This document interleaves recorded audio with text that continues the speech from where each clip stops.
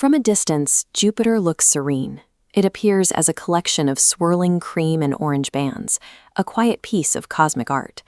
But closer to the planet, the beautiful illusion breaks. Radiation alarms suddenly begin screaming as digital instruments glitch and completely fail. You are approaching a cosmic horror show. This environment destroys advanced technology in minutes. Our long-distance perspective creates a dangerous visual lie, masking an environment so hostile it acts as a hard boundary against human exploration. Jupiter is incomprehensibly massive. You could fit over 1,300 Earths inside it, outweighing every other solar system body combined.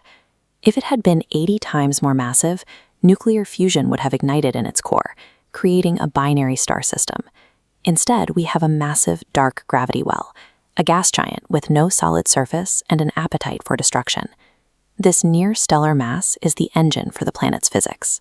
It creates the crushing pressures and violent forces that govern the entire Jovian system.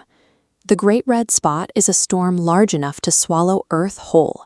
Raging for 400 years, its edge winds exceed 400 kilometers per hour. There is no ground to land on. A spacecraft attempting a descent simply sinks into an atmosphere that grows thicker and heavier with every kilometer. Deeper down, the pressure becomes so extreme that hydrogen, a gas we breathe on Earth, transforms into liquid metallic hydrogen. This interior environment inverts the physics we understand on Earth, turning the air we breathe into an inescapable, crushing ocean of liquid metal. This metallic core generates a magnetic field 20,000 times stronger than Earth's. It's the largest structure in the solar system, stretching millions of kilometers to Saturn's orbit. It traps charged solar wind particles, accelerating them to near light speed, creating dense, lethal radiation belts. An unprotected human would die here in minutes. To survive even brief passes, the Juno spacecraft relies on a 200-kilogram titanium vault to shield its electronics from the onslaught. The Galileo probe experienced this full force in 2003, absorbing a radiation dose equivalent to 25 million dental X-rays before it was vaporized. This invisible radiation barrier makes long-term survival impossible for both humans and our machines. According to the Grand Tack hypothesis, Jupiter migrated inward during the early history of the solar system, scattering debris and absorbing potential planets. The asteroid belt exists as a collection of scattered debris, the remnants of worlds that Jupiter's gravity prevented from ever forming. This image shows comet Shoemaker-Levy 9.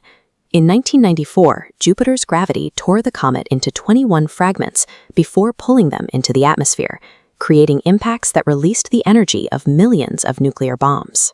Jupiter acts as a gravitational vacuum cleaner, absorbing, deflecting, or flinging objects out of the solar system to decide what survives and what does not. Even Jupiter's major moons offer no refuge. Bodies like Io, Europa, and Ganymede are trapped in a constant state of bombardment and stress. Jupiter's gravity physically needs the moon Io like dough. These tidal forces make it the most volcanically active body in the solar system. On Europa, any potential life in the subsurface ocean is shielded by kilometers of ice. On the surface, the moon is constantly bombarded by lethal radiation from the planet it orbits. We continue to send robotic missions because the data is scientifically invaluable, but we must work around the reality that we can never walk on this planet or inhabit its atmosphere. Jupiter has been violent and deadly for 4.5 billion years. It remains a hard boundary, a place we can study from a distance, but never truly inhabit.